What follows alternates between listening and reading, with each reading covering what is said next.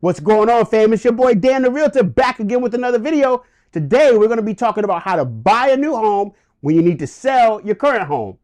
Let's get into it. I get to it first, I got you mad. I guess that when I get to it last, get it that I'm never going back. Get it that I'm never going back. Going up, going up, going up, going up, going up. What's going on, fam? My name is Dan Wheeler, your local Montgomery County Silver Spring real estate agent. I'm going to be talking today about how you're going to sell your house and buy a new house at the same exact time. We're going to talk about the logistics, some do's and don'ts, and we're going to talk about how you can make this the smoothest transaction with the least amount of headaches. But before we do, you know the deal. Like, subscribe, and share this video. Make sure you put on those notifications so that you're notified the moment I drop new content. So let's get into it. So we just came out of a hot market and a lot of people got a lot of equity in their houses. So this is a really, really beautiful time to take advantage of some of that equity.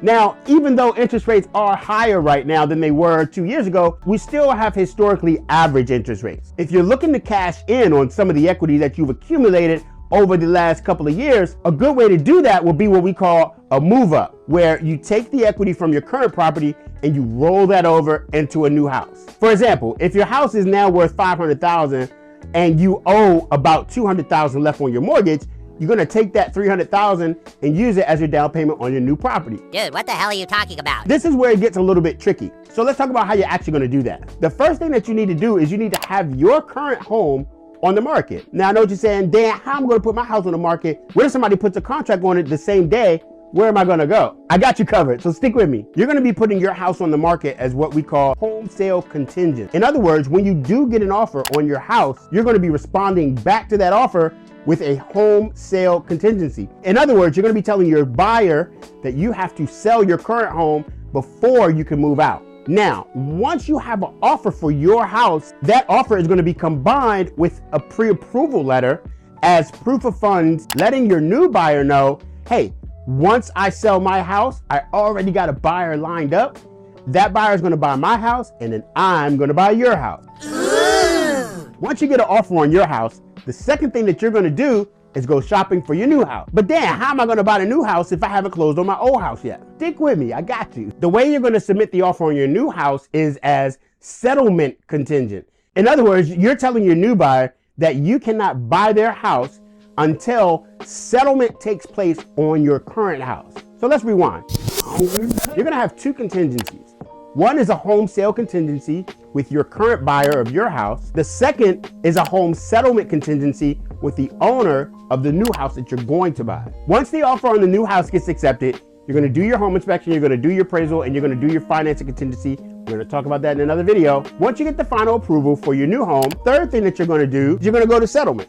And you're gonna do a same day settlement. Sometimes people will let you do like a week in between, but you're gonna close on your current house. The new buyer is gonna close first, and then the money that's left over between how much you owe on the house and how much equity, you're gonna use that difference to use as a down payment on your new house. Now, you don't have to use all the money. You can pull some of that money out and use the rest as your down payment for your new house. So let me tell you some things that could potentially happen. The biggest key to this transaction is communication. You want to make sure that you're always communicating with your agent and that your agent is always communicating with the buyers of your new house and the agent for the owners of your future house. I've done these deals so many times, and as long as everybody's communicating, everything's fine, because more than likely the owner of your new house also got to go somewhere.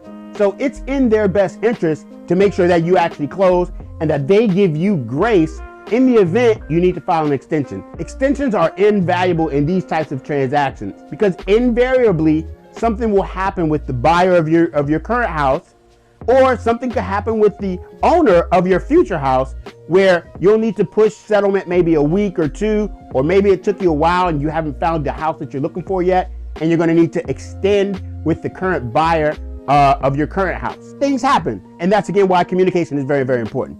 The second thing is you want to make sure that you keep track of all your dates, times, and deadlines. Your agent is going to be keeping track of all your deadlines to make sure that you don't miss anything or that you don't lose any money in this transaction because you missed the deadline. That also is going to be super important. So if you're thinking about cashing in on some of your equity that you've gained, reach out in the contact information below, schedule your home consultation, and let's get you going where you got to get to. I'm Dan the Realtor. Like, subscribe, and share this video. Make sure you hit that notifications button so that you're the first to know when I drop new content. And if I don't have your business yet, I'm working hard to earn it.